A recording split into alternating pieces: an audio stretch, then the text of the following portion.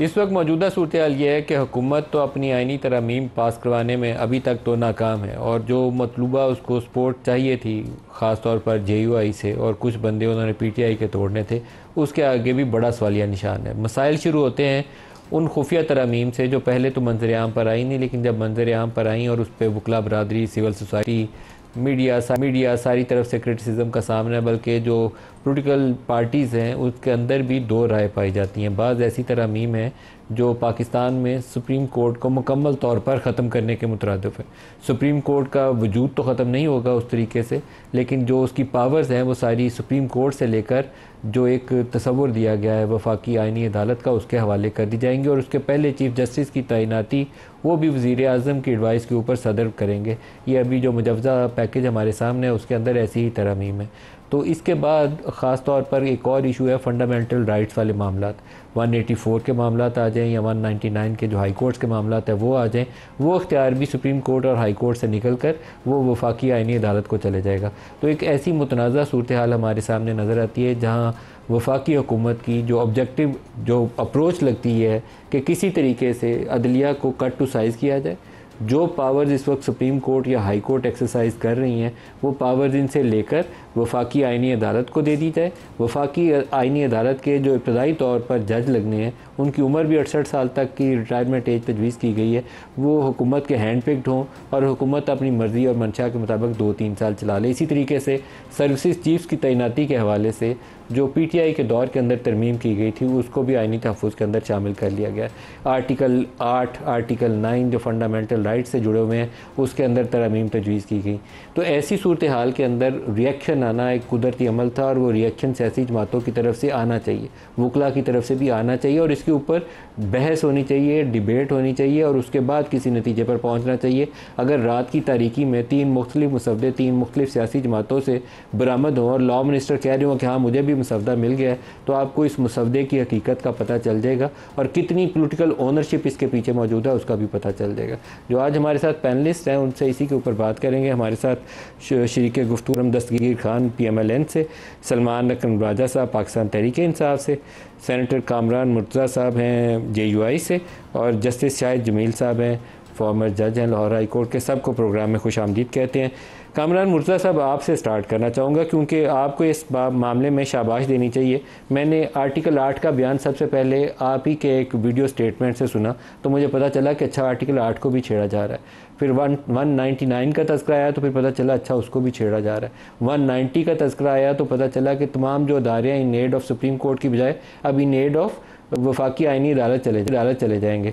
तो आपने ये मसवदा जो देखा तो उसके अंदर आर्टिकल 8 के अंदर क्या तरमीम तजवीज़ की गई थी? उसमें आप जो आपके पास मसवदा है ना वो इनिशियल शायद नहीं होगा। जो इनिशियल था उसमें आर्टिकल 8 को आप जो इनिशियल जो इसमें ड्राफ्ट था ना उसमें 58 क्लासेस थे, और फिर जब बहुत एहतजाज किया कि ये क्या हो रहा है, एक तो मिडनाइट में शेयर किया गया और मिडनाइट में तकरीबन मेरा ख्याल है 2 बज चुके होंगे उस वक्त, और सुबह जो है ना ये आगे मज़ीद वाक़या होना था वोटिंग वाला। तो उसको जब आर्टिकल 8 ही देखा मैंने, सबसे पहले जो है ना मेरी नज़र आर्टिकल 8 पे पड़ी थी।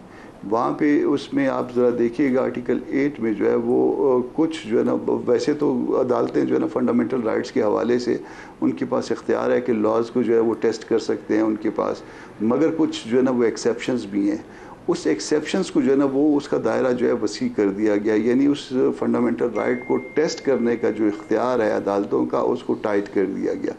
ये प्रपोज़ल था आर्टिकल 8 के हवाले से। ये दूसरे तीसरे मुसवदे में फिर इसको निकाल दिया गया, और हालांकि उसके ऊपर ख़ासा रेजिस्ट किया गया और बहुत से ऐसे दोस्तों की तरफ से भी रेजिस्ट किया गया जिनकी बहुत बड़ी जद्दोजहद जो है ना वो जमहूरियत या इंसानी हकूक़ की तरफ से थी कि नहीं जी हम तो मजबूर हैं, मगर वो बाद में फिर जो है ना वो बवजह जो है ना फिर ये एक मौक़िफ़ बनाया गया कि मुख्तलिफ़ पार्टीज़ के पास मुख्तलिफ़ मुसवदे, हालांकि ऐसा नहीं है। इनिशियल, फिर उसके बाद दूसरा, फिर तीसरा, अब आपके पास कौन सा है ये मुझे नहीं पता, मगर उसमें 2-3 जो है ना वो इस तरह से फिर बाद में किए गए। आर्टिकल 199 में अदालतों के इख्तियार को जो है इख्तियार समात को उसका जो आप क्लास 3 देखेंगे ना 199 का, उसमें कुछ जो है ना फिर अगेन जो है ना वो आस्टर क्लास है। कुछ चीज़ों को निकाला गया है कि हाई कोर्ट का इख्तियार जो है वो कुछ मामलात पे नहीं है, उस नेट को फिर वसी करने की, उसमें नेशनल सिक्योरिटी के नाम पे वसी करने की जो है ना अटैम्प्ट हुई।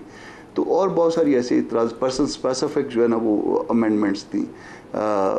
मतलब ऐसा था कि जिसको जो है ना वो आप नहीं कर सकते। और सबसे बुरी बात यह है कि रात को मिडनाइट में आपसे शेयर किया जाए वो समाजी या उमरानी माहिदा जो अवाम से मुतल्लिक है, अंधेरे में शेयर किया जाए और सुबह अवामी नुमाइंदों को कहा जाए कि आपने इसको वोट कर लेना है, बस नहीं बाकी सारा ठीक है। तो ये पब्लिक कामरान साहब, जो पर्सन स्पेसिफिक अमेंडमेंट्स थी वो कौन सी थी? जुडिशरी से मुतल्लिक, मतलब वो लाइक वो जो एक तस्वुर मौजूद है कि वफाकी आईनी अदालत में जो चीफ जस्टिस लगाए जाएंगे वो वज़ीर आज़म की एडवाइस पे सदर लगाएंगे और सीनियर मोस्ट जज को लगाया जाएगा। आमतौर पर हमारा तासुर है कि काजी फायजी साहब की तरफ रेफरेंस था। फर्स्ट अमेंडमेंट, फर्स्ट जो अपॉइंटमेंट होगी, फर्स्ट अपॉइंटमेंट जो है ना वो सिर्फ वज़ीर आज़म और सदर साहब को वो इख्तियार दे दिया गया चीफ जज के हवाले से। और दूसरा इख्तियार जो जजों की अपॉइंटमेंट का है वो चीफ जस्टिस और सदर को दे दिया गया। जो पहली जो वो वफाकी आईनी अदालत होनी थी उसकी हैयत जो है वो ये होती। तो ये इसमें आप फिर खुद फैसला कर लें कि JUI ने अच्छा किया, मौलाना ने आमतौर पर हमें जो तासुर मिला मुख्तलिफ हलकों से कि वो काजी फायद ईसा को यहाँ से सुप्रीम कोर्ट से वफाकी आईनी अदालत का चीफ जस्टिस बनाने के लिए हुकूमत ने यह तरीक़ाकार इख्तियार किया है, ऐसे ही है? देखिए, काजी फायद ईसा का नाम तो उसमें नहीं लिखा। उनकी अंडरस्टैंडिंग क्या है उसमें से, क्या उस पटारी से क्या निकालते हैं वो तो उनको उसके जो उसको जो इस तर्ज पे बनाना चाह रहे हैं उनको ज़्यादा बेहतर पता होगा। मेरे पास इसकी एविडेंस नहीं है। मैं उस बात में लीगल साइड का आदमी हूँ, तो मैं कानून की बात करता हूँ। तो वो चीज़ें जो मेरी इल्म में है वो उसमें जो है ना वो मैं उसको जो है आपके साथ शेयर करता हूँ। तो जो चीज़ें जो फंडामेंटल राइट्स के अगेंस्ट है, बज़ाहिर पर्सन स्पेसिफिक लग रही थी कि किसी को निकालना है, किसी को डालना है, और किसी जो तरीका कार था वो जो उसके ऊपर जो हमारा एतराज़ था, कंट्रोलमेंट्स को जो इख्तियारात देने का था, बाकी जो है ना वो अदालतों को जो एक मखसूस अदारे से मुतालिक अदालतें बनेंगी उनको जो है ना वो एक कानूनी तहफ़्फ़ुज़ देने का था। उसमें अदालतों का इख्तियार जो है वो कम कर देना, वो इस तरह से था। तो ये हमारे लिए जस्टिस शाह जमील साहब, आपसे भी आप अगर आप इन मसवदे 3 मुख्तलिफ मसवदे अभी गुजरे हैं, 2 हमारे पास हैं, तीसरा भी मेरी नज़र से नहीं गुजरा, तो आपकी नज़र से भी ये तफसीलात गुजरी होंगी कि हाई कोर्ट के जजेस की ट्रांसफ़र, हाई कोर्ट का दायरा इख्तियार, और इसी तरीके से सुप्रीम कोर्ट से 184 के हवाले से प्रोविजन और हाई कोर्ट से 199 के हवाले से प्रोविजन, और इसी तरीके से एक वफाकी आईनी अदालत जिसको मुकम्मल तौर पर बाख्तियार बना दिया जाए, सुप्रीम कोर्ट को कट टू साइज़ कर दिया जाए। इसके ऊपर आपकी राय क्या है और आपका तज्ज़िया क्या है? Thank you very much Nadeem Malik साहब। मेरी नज़र से एक मसवदा तो गुजरा है, जब मुझे नहीं पता वो पहला, दूसरा है या तीसरा है, लेकिन उसमें वो जो अभी कामरान मुर्तज़ा साहब ने कहा आर्टिकल 8 गालबन नहीं छेड़ा हुआ था, एक फंडामेंटल राइट एक इंक्रीज़ किया 9A जो मैंने पढ़ा। इसमें सबसे पहले तो मैं बड़ी हैरानगी है इस बात की कि एक ही वीकेंड पे संडे वाले दिन जिस तरीके से इसको आइन को बदलने की कोशिश की गई है, और जो प्रोसीजर रूल्स हैं 2007 के गालबन, उसको टोटली वायलेट किया गया है। उसमें अभी मुझे जब कामरान मुर्तज़ा साहब की पार्टी ने जब कहा कि जी हमने तो मसवदा ही नहीं देखा, और बाद में टीवी देख के पता चला कि बहुत सारे लोगों ने भी मसवदा नहीं देखा, कुछ शायद हुकूमती पार्टी के MNAs ने इस पे भी एहतजाज किया, जो टीवी से पता चल रहा है। तो ये तो लेजिस्लेशन की बेसिक स्पिरिट, एक आम लेजिस्लेशन जो है, जब आप कहते हैं कि रिप्रेजेंटेटिव हैं MNAs और सेनेटर्स लोगों के, और this is the will of the people which is being translated, तो वो ट्रांसलेट कैसे हो रही है जब आपने वो मसवदा ही नहीं दिखाया और फिर आपने उस पर कोई बहस ही नहीं की, किसी से ओपिनियन ही नहीं ली। यहाँ पे मुझे याद पड़ता है, मैं पिछले दिनों एक रिसर्च कर रहा था, इंडिया ने अपना इनकम टैक्स का लॉ बदला, उन्होंने ड्राफ्ट जो है उसका वो कोई 1 साल पहले मार्केट में दे दिया कि जिसने इस पे ऑब्जेक्शन लेना है, अपनी इनपुट देनी है वो दे, और फिर उसके बाद उसमें अमेंड करके फिर उसको बहस करवाई जाएगी। पाकिस्तान में क्या हो रहा है, किस तरह की लेजिस्लेशन हो रही है, पहले तो ये बहुत ही हैरानकुन है, और डेमोक्रेटिक पार्टीज़ की तरफ से अगर ये एक्सरसाइज हो रही है तो अल्लाह ही रहम करे इस मुल्क पे। दूसरी बात जो आपने 50-60 आइन के आर्टिकल हैं जस्टिस साहब जिनको छेड़ा जा रहा है, और छेड़ा इस तरीके से जा रहा है कि रात को 2 बजे कमरान साहब ने कहा कि इनको मसवदा दिया गया है।